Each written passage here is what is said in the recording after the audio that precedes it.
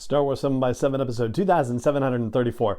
All right, we are just a day away from the release of the Book of Boba Fett, and we're going to cover the last 3 little commercials and also talk about 7 predictions for the show. Punch it!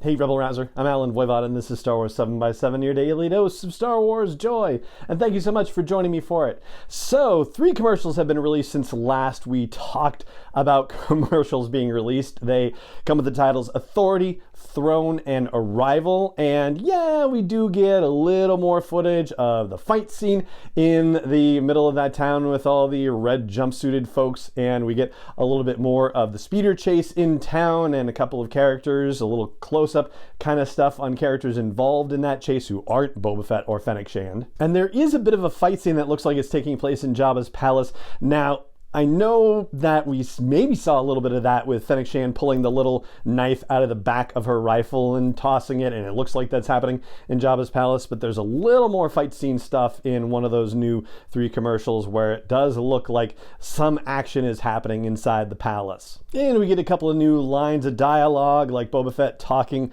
about presumably Jabba's various captains or previous captains and whatnot, and expecting that they will work in their own self-interest. We get a line where, it sounds like he is showing up at the mayor's office, that Ithorian who we see in many of the commercials, and, there's a line in one of the other ones, I think this one is in Arrival, where he's like, who, comes unannounced into my lair or whatever, and Boba Fett also says, I'm here to talk business in another one of the commercials, so seems like they might be connected. And just as the quick refresher, Robert Rodriguez, who is an executive producer and showrunner and director of multiple episodes for the series, has said that they're really only showing about half of the first episode of the season in terms of stuff we're seeing in these commercials and whatnot. So we're really focused on a very narrow particular span of time in terms of the whole series. And so, yeah, there's a lot that we don't know, but there is a lot that we can predict. And based on the conversations that we've been having here on the show over the past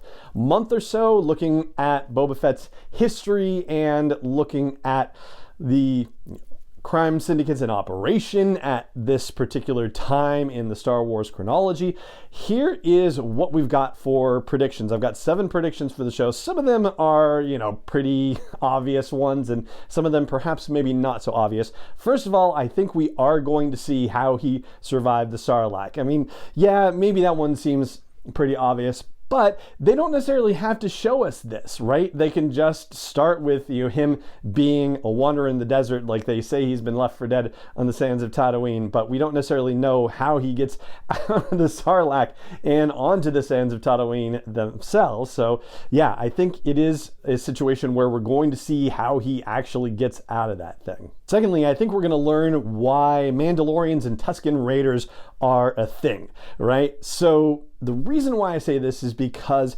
in Chapter 9, The Marshal of the Mandalorian, so the first episode of Season 2, we learned that our titular Mandalorian, Din Djarin, spent a significant amount of time on Tatooine and has a kinship developed with Tusken Raiders. So it seems like Mandalorians and Tuskens have some sort of ongoing relationship, ongoing respect for each other, and therefore it makes sense that the Mandalorian Boba Fett might have an in of sorts with the Tusken Raiders. But, whether they actually know he's a Mandalorian or he's able to communicate with them as a Mandalorian, I guess, is where we're going to have to figure out how this will actually end up happening in the show. But there's definitely a link between Mandalorians and Tuskens, and I think that's going to end up playing into Boba Fett's survival, and we're going to learn a little bit more about the history of that cultural relationship. Third prediction is that we're going to see not one, but multiple crime syndicates involved in this season. And we've talked about 10 different crime syndicates. There are a lot, and even more were mentioned just offhandedly in that War of the Bounty Hunter series as crime syndicates that showed up to the auction of the Carbonite Han Solo. But I'll say my top 3 picks for crime syndicates appearing in the show include the Hutts, because of course he's moved in on the Hutt action.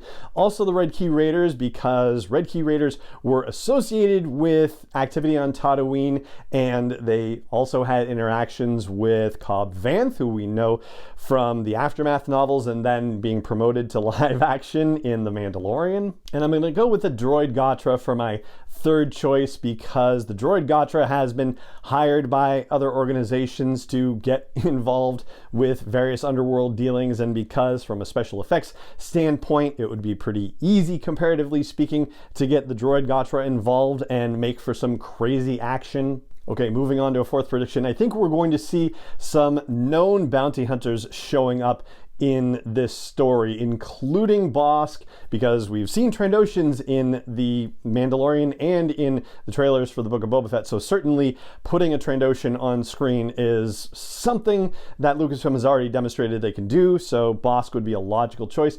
Also IG-88, again, a known character and a droid character. We've seen that they can do it with IG-11, so it would be easy enough. I think Baylor Valence is also a possibility to get promoted from comics. We've seen promotions happen of characters from, less read things, for example, into the live action, and Valence seems like a logical possibility here as well. And this sort of rolls into a fifth prediction, which is that I feel like this could potentially turn into a second War of the Bounty Hunters, because I imagine that Boba Fett, who in one of these commercials says, "I'm not a bounty hunter, I'm the crime lord now," is probably going to have to hire his own muscle beyond Fennec Shand to be able to deal with whatever is being thrown at him, right? It's not just going to be Jabba's former captains and their people and whatnot. He's going to need his own crew, and so maybe it's the reunion of Krait's Claw, which would mean that Bossk would be working for him and not against him again. And yes, I suppose that means we could see Dengar again, which,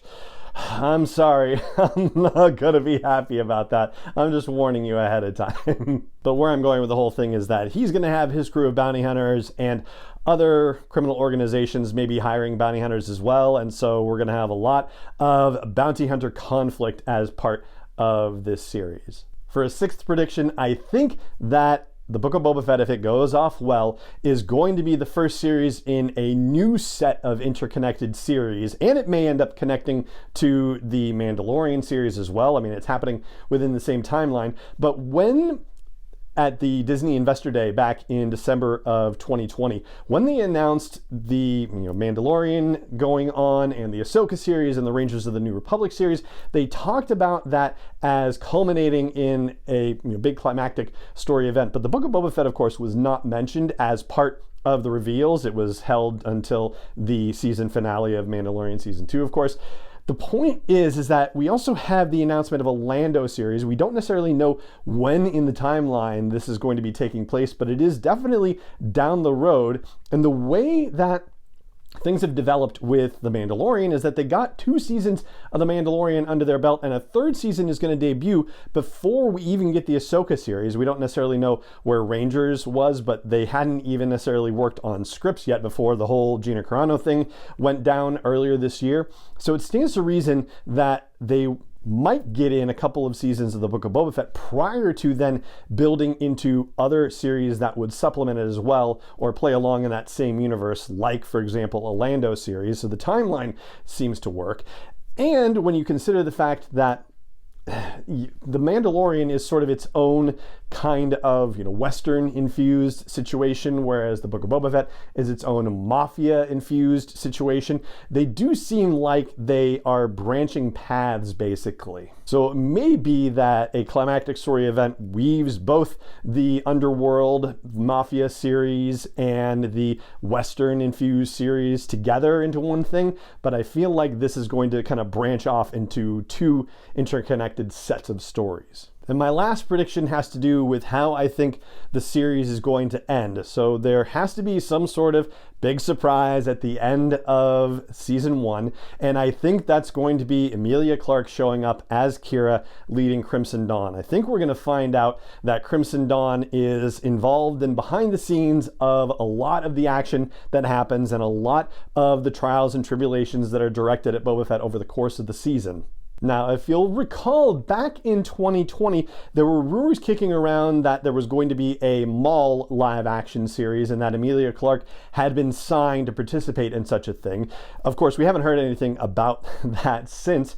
And in April of 2021, I think it was somewhere around there. So spring, summer of 2021, Emilia Clarke appeared on the Happy, Sad, Confused podcast, which tends to have some good stuff when it happens. And she'd been asked specifically about that. And she said, nope, she's heard nothing about that. And so, yes, that could certainly be, a refusal to commit to anything, but it was pretty narrowly phrased, basically. So she could easily have said, no, I've heard nothing about a Maul series whatsoever.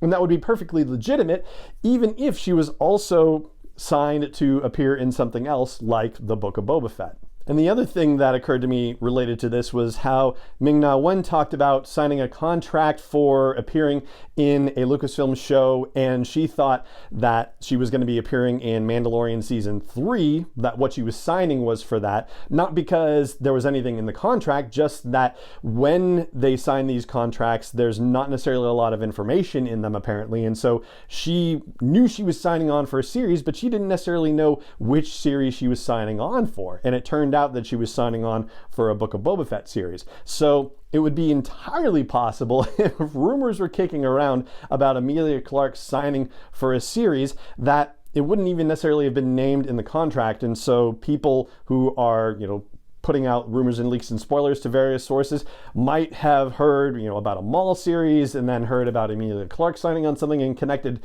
the two of them and said, oh, it must be for this, when in fact, it might be something like a surprise appearance in the Book of Boba Fett. So there you go. That's what I've got for my predictions for Season 1 of the Book of Boba Fett, and that is going to do it for this episode of the show.